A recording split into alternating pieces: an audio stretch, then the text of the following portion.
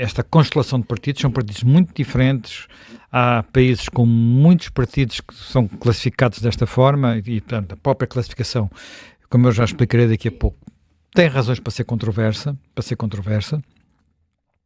e estes partidos colocam questões que têm muitas vezes a ver, a sua diferença muitas vezes radica no facto de eles serem partidos nacionais, com pessoas e líderes e agendas que são sobretudo nacionais. E nem sempre, ao contrário daquilo que é às vezes a mitologia, nem sempre, nem sempre o princípio é o princípio da terceira internacional, que é tudo igual por todo lado, digamos assim. Não, os países têm, por vezes, preocupações, para já não dizer interesses, que divergem, e por isso aquilo que são as inquietações dos respectivos eleitorados nem sempre é a mesma. E estes partidos são partidos que nasceram muito ligados ao aproveitamento, à expressão, também é outra forma de dizer a mesma coisa, à expressão de inquietações que muitas vezes não existiam em partidos mais tradicionais, acabam, por isso mesmo, por ter agendas que nem sempre coincidem, quando não é que são abertamente contraditórias. Sendo que em muitos casos se cruza o puro taticismo, a pura, ligação a temas do momento com uma estrutura mais ideológica. E isto varia muito de país para país e de partido para partido. No caso português e no caso concreto de André Ventura e do Chega, eu creio que é um partido que vive muito do momento e dos temas do momento. E onde é mais difícil encontrar uma estruturação ideológica semelhante àquela que encontramos noutros partidos. Mas mesmo outros partidos tiveram evoluções muito significativas desse ponto de vista. Ora bem, no caso concreto do Chega, nós sabemos, até pelas biografias, textos mais ou menos antagónicos que foram escritos sobre o próprio André Ventura, que a sua persona foi sendo construída em função daquilo que ele, por um lado, poderiam ser os seus temas de sempre, as suas preocupações de sempre, e que têm a ver com o local onde cresceu, as suas circunstâncias de vida, as suas convicções mais íntimas, nomeadamente religiosas, e outras que têm a ver com com o seu faro político, o que é que está a dar, onde é que eu posso pegar, para onde é que eu posso ir, como é que me faço notado, como é que falam de mim. Portanto, e desse ponto de vista, por exemplo, se nós olharmos para aquilo que tem sido a evolução do programa político, no sentido estrito do termo, do Chega, ele já foi coisas muito diferentes, não é? E mesmo se olharmos para o que foram as votações do Chega desde que começou esta legislatura, também percebemos que essas votações não foram apenas determinadas por exemplo, pela clássica clivagem esquerda-direita, porque ele já votou muitas vezes com o Partido Socialista, em temas que eu diria que são mais... Mais despesa? Quer dizer, que tem a ver, em alguns casos, com mais despesa ou com menos receita, por exemplo, mas com temas que são mais populares. Eu estou a usar o termo populares para não usar o termo populista, que tem uma conotação mais política. Temas que são mais populares, é mais fácil. São eleitoralmente mais simpáticos. Quer dizer, que podem ir mais ao encontro daquilo que é, por um lado, a base eleitoral do partido, por outro lado, aquilo que é a cultura política portuguesa. Eu recordo a votação sobre a história do IRS. Portanto, o PSD, o governo, queria mudar os escalões, portanto, fazer um desconto no IRS que beneficiasse até pessoas que ganham um bocadinho acima da média nacional. Portanto, não estamos a falar de chegar aos escalões mais elevados, mas chegar um pouco mais adiante, o que naturalmente, com o mesmo valor, com o mesmo dinheiro, e assim implicava que os que ganham menos tivessem um desconto menor. O Partido Socialista explorou este filão, dizendo que o resto já eram ricos, e o Chega foi atrás e disse a mesma coisa. Portanto, isto é, para a cultura política portuguesa, que não olha, que é um país pobre, um país de pobres, isto casa melhor com aquilo que é eleitoralmente que paga mais no dia seguinte. Pronto. Agora, deixando o Chega e indo para outros países, eu acho que é preciso perceber algumas coisas. Quer dizer, há muitas vezes sobre isto, eu diria que há algum nevoeiro. Porque quando olhamos para o que são, digamos, as direitas, à direita, digamos, da grande família da democracia cristã, e atenção, quando falo da grande família da democracia cristã, falo de partidos que são diferentes. No caso concreto, por exemplo, de Portugal, está nessa família que é o Partido Popular Europeu, está lá dentro o CDS e o PSD, portanto, apesar do PSD se chamar social-democrata, mas que é uma bizarria portuguesa, mas atenção, por exemplo, a democracia cristã, um dos maiores partidos da democracia cristã, historicamente, é o partido italiano, ou foi o partido italiano, entretanto esse partido implodiu, não é, com a história. O partido italiano, o Gaspieri, que é um dos fundadores, dizia umas coisas muito parecidas com o que disseram os nossos fundadores do PSD. Dizia que era um partido de centro a olhar para a esquerda. Apesar do partido ter sido, historicamente, sempre o partido, digamos assim, anticomunista, ou o partido que fez barreira ao Partido Comunista em Itália, que era o outro grande partido italiano. Os socialistas em Itália nunca tiveram o peso que tiveram em Portugal. Portanto, isto, independentemente destas questões históricas, historicamente a democracia cristã era o centro-direita na Europa. Portanto, não era o centro-esquerda, era o centro-direita. E o Partido Popular Europeu é isso que representa. Mas depois há outros partidos que estão à direita desse grupo. E atualmente no Parlamento Europeu há 3 grupos que nós situamos à direita do Partido Popular Europeu. Eu estou a falar disto porque tu, só olhando para o facto de existirem 3 grupos, percebemos o grau de diferenças e tensão que aqui pode existir. Há um grupo chamado Conservadores e Reformistas, que é um grupo que o politicamente correto europeu hoje em dia situa também na extrema-direita ou na direita radical, mas que foi um grupo basicamente criado em 2008, salvo erro, por quem? David Cameron, primeiro-ministro, depois viria a ser primeiro-ministro, na altura ainda não era primeiro-ministro do Reino Unido, depois viria a ser, e é considerado, mesmo no Partido Conservador Britânico, um quase centrista, digamos assim, por comparação com outros líderes que os conservadores britânicos têm. Portanto, era o grupo digamos, europeu, em que o meu partido eram os conservadores britânicos.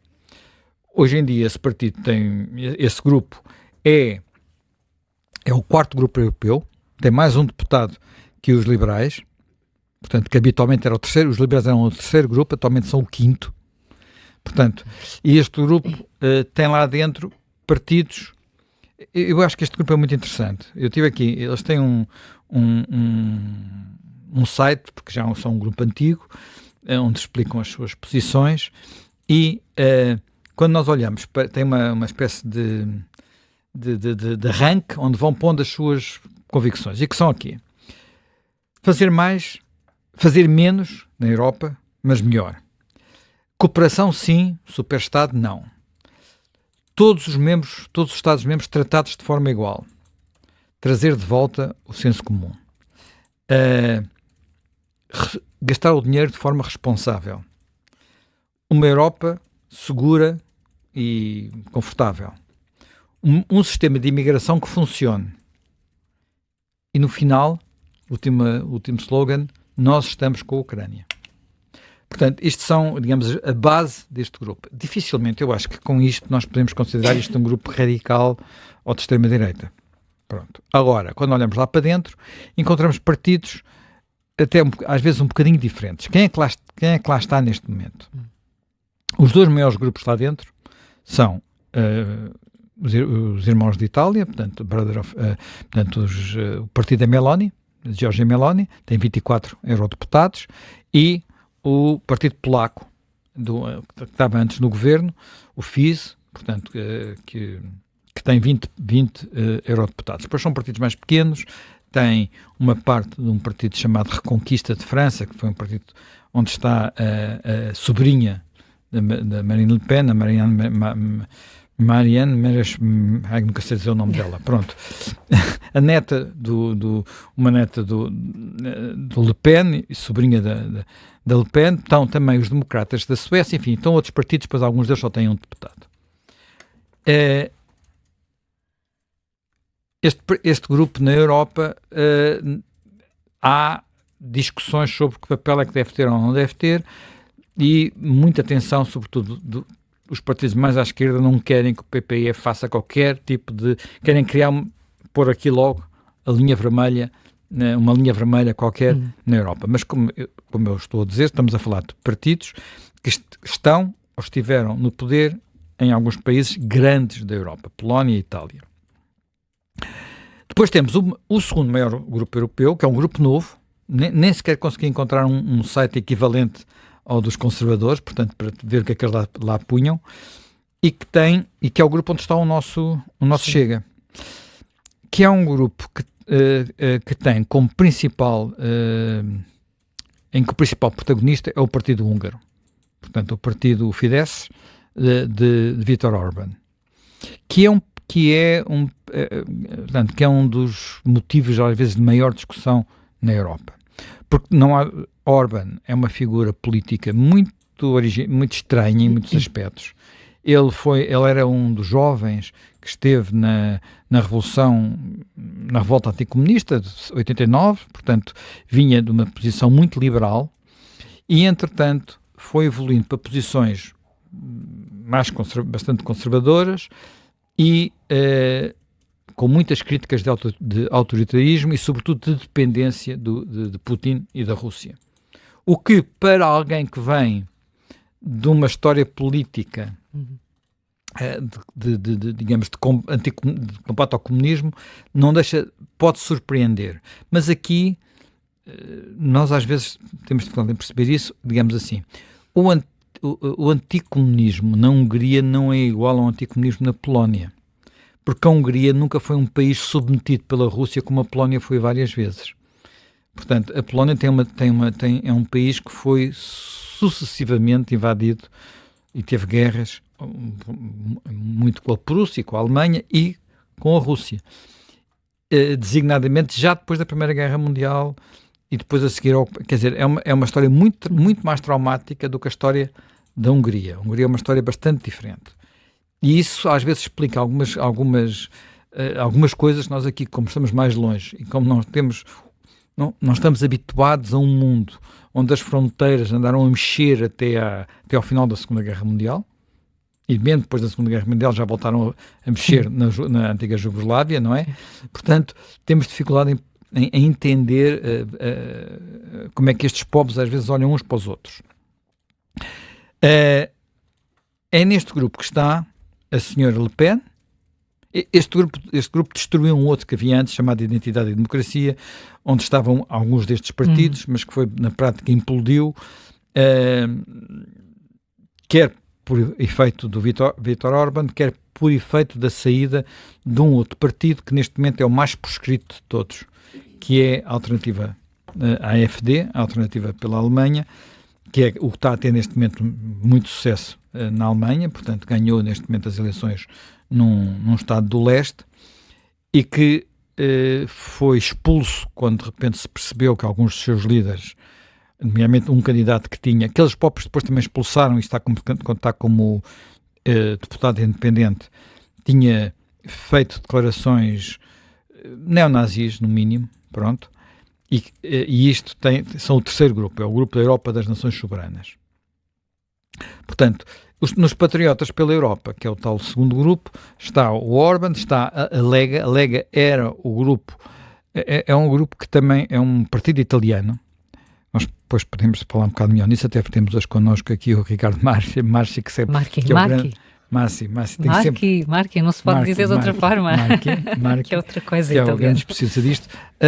A Lega, que é a Lega do Salvini, portanto, muito dependente da figura de Matteo Salvini, um partido que fez alianças muito particulares para chegar ao governo de Itália, designadamente com uns outros populistas de esquerda. O próprio Salvini tem uma história curiosa, porque é alguém que teve ligações na sua juventude ao Partido Comunista Italiano, mas o Partido Comunista Italiano também é uma coisa muito original, portanto são histórias muito, muito particulares. Depois temos naturalmente a Frente Nacional, digamos, a União Nacional Francesa, não é? Portanto, herdeiros da Frente Nacional, mas passou por uma transformação muito grande e, como sabemos, foi o partido mais votado em França. Portanto, não ganhou as eleições, mas foi o partido mais votado, porque o sistema francês não lhe permitiu ganhar as eleições. E temos também o Chega, portanto, que não se percebeu bem para qual destes grupos ia cair. Se ia cair para os patriotas da Europa, se ia cair para os conservadores e reformistas, porque durante muito tempo a Meloni andou por aqui, portanto, sem saber onde é que ela estava. Eu neste momento não sei onde é que está o Vox. O Vox está neste grupo do Salvini. Saiu do Salvini. Grupo dos conservadores, foi a maior perda que tiveram. Portanto, o Vox é o partido daquele irmão, Sim. digamos, irmão entre aspas, aqui do lado de Espanha. Sendo que, creio que aquele novo partido que apareceu em Espanha agora, que tem um nome que ainda não fixei, Helena, tu é que sabes aquele nome, aquele que se chama, aquele partido novo que apareceu em Espanha. Já acabou a festa. Tem um eurodeputado que está no Europa, no tal grupo supostamente mais radical, que é a Europa das Nações Soberanas, que é onde está, que é dominado pela AfD. Portanto, tem 24 deputados, portanto é um grupo já pequeno, relativamente pequeno, mas 14 são da AfD, são alemães. Portanto, isto dá uma ideia da diferença. E depois, quando olhamos, mesmo dentro destes grupos, quando vamos olhar para as políticas, percebemos que há uns que são assumidamente, por exemplo, mais liberais na área da economia. Os conservadores e reformistas, de uma forma genérica, são mais liberais na área da economia. Há uns que têm posições muito claras relativamente ao tema da Rússia, como é este caso. Outros onde isso é bastante complicado, digamos assim. Recordemos, no grupo dos Patriotas pela Europa, que é onde está o Chega, temos o Viktor Orbán, com as que eu já falei. Temos a Lega de Salvini. Salvini várias vezes elogiou Putin. Agora, quando foi a invasão da Ucrânia, distanciou-se logo, mas elogiou Putin várias vezes. Temos a União Nacional, que tende se distanciar de Putin. Houve alturas em que depois é que há uma discussão se ela recorreu a bancos russos para o seu financiamento. Há quem diga que não tinha outra alternativa, já que os bancos franceses boicotaram. Sim, foi a explicação que ela deu. Portanto, foi a explicação que ela deu. Portanto, não interessa. Tem uma posição também mais equívoca, e supostamente o Chega não teria posições equívocas e outros partidos não teriam posições equívocas, mas estão aqui juntos. E depois temos claramente a Europa das Nações Soberanas, onde de facto a grande questão pode ter a ver com a AfD, com algumas posições aqui. Bem, dito isto, eu acho que é preciso também não esquecer a importância que alguns destes partidos já têm nos governos da Europa, porque não é só no Parlamento Europeu. Repara, se estes três grupos fossem era o maior grupo da Europa. Sim. Por um deputado. Tinham mais um que o Partido Popular Europeu. Mas por um se ganha, por um se perde. Por um se ganha, por um se perde. Seria o maior grupo da Europa. Não é o caso. E os ódios... Quer dizer, repara, há anticorpos entre estes. Há muitos anticorpos.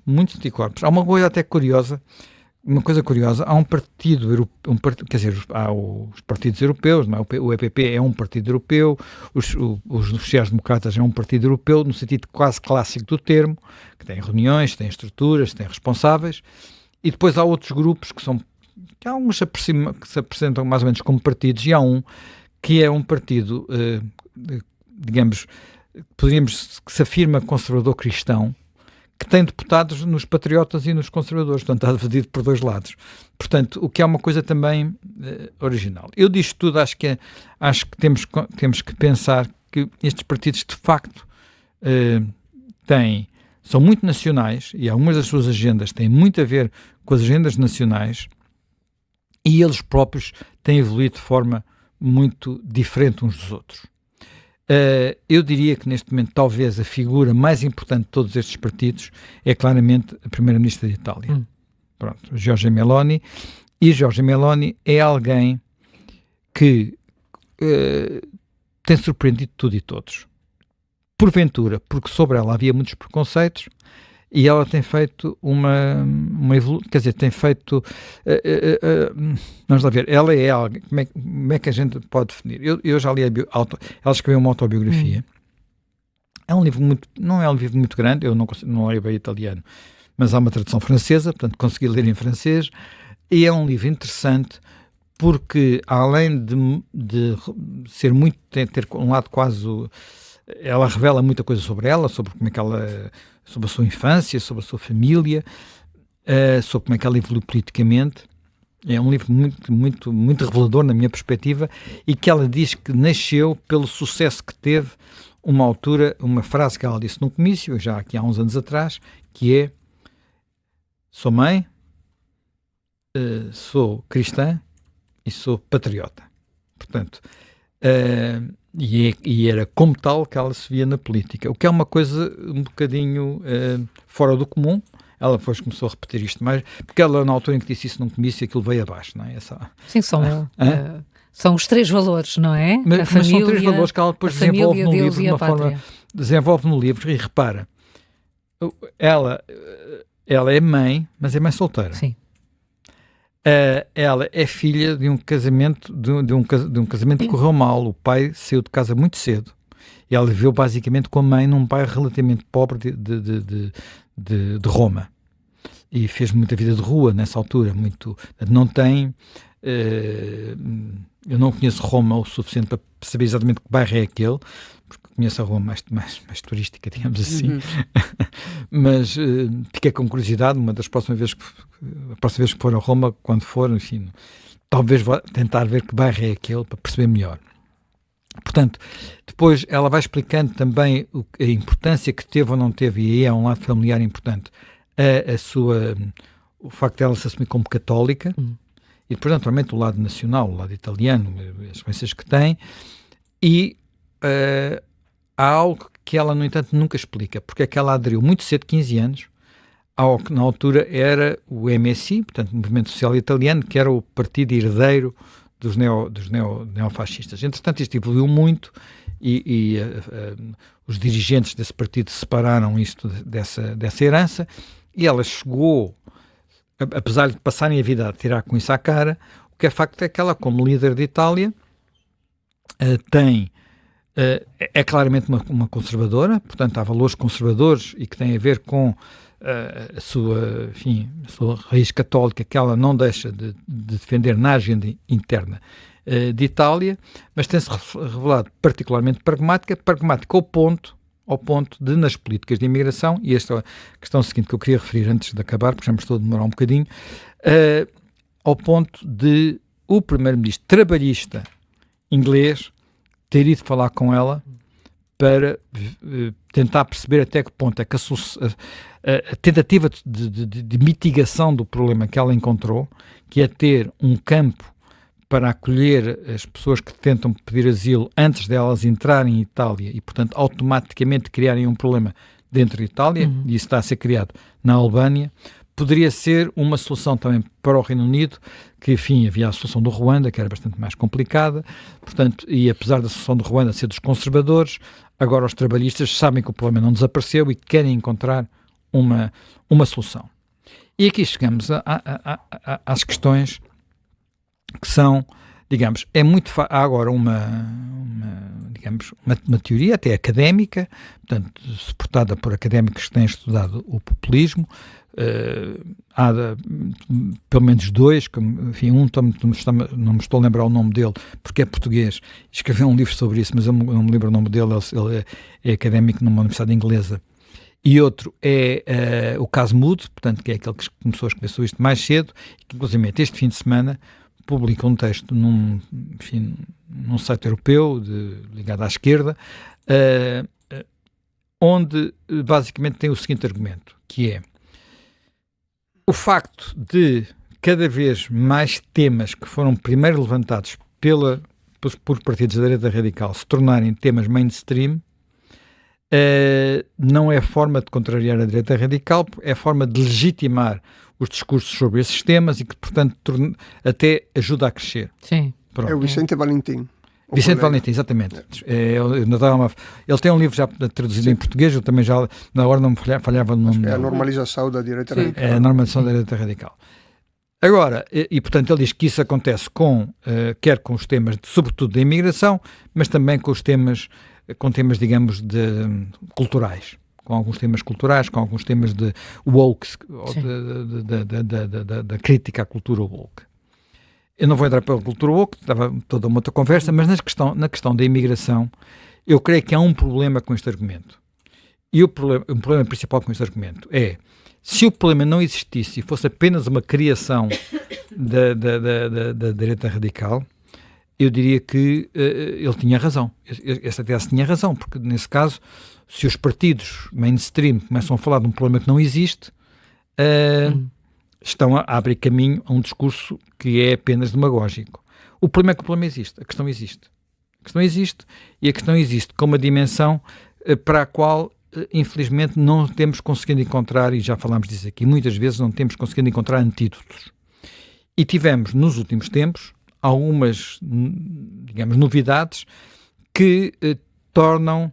Quer dizer, a União Europeia aprovou um pacto das migrações há muito pouco tempo, que levou anos a negociar e que aparentemente está a colapsar ainda num tempo muito mais curto daquele que levou a construir, não é? Como aliás, como tudo, não é? O castelo de areia cai mais depressa do que o tempo que a gente leva a pôr de pé.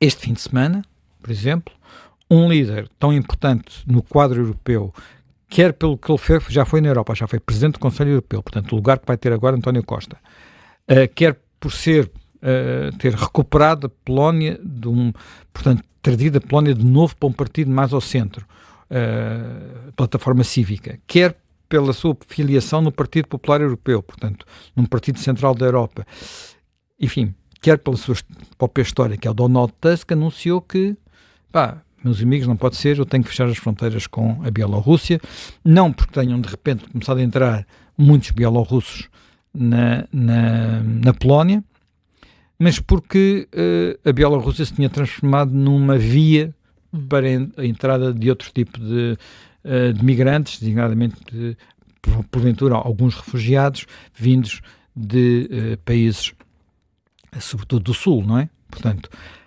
o que levanta um problema, porventura, mais complicado do que o fecho das fronteiras pela Alemanha, que foi feito por um governo que tem os liberais, os verdes e os socialistas.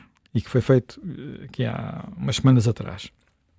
E esse problema é que a Alemanha não faz fronteira com nenhum país onde não existe respeito pelos direitos humanos, faz fronteira com outros países da União Europeia. A Polónia faz. A Bielorrússia é um país que não respeita os direitos humanos. Como é que eu fecho a fronteira dizendo àquelas pessoas que ficam num país onde no limite podem correr risco de vida e risco aos seus direitos? E a Polónia é um país grande, porque isto já aconteceu antes com outros países e na altura não levantou grande discussão. Foi quando a Finlândia fechou as fronteiras com a Rússia. Mas aí eram sobretudo russos que estavam a entrar, não era exatamente a mesma questão.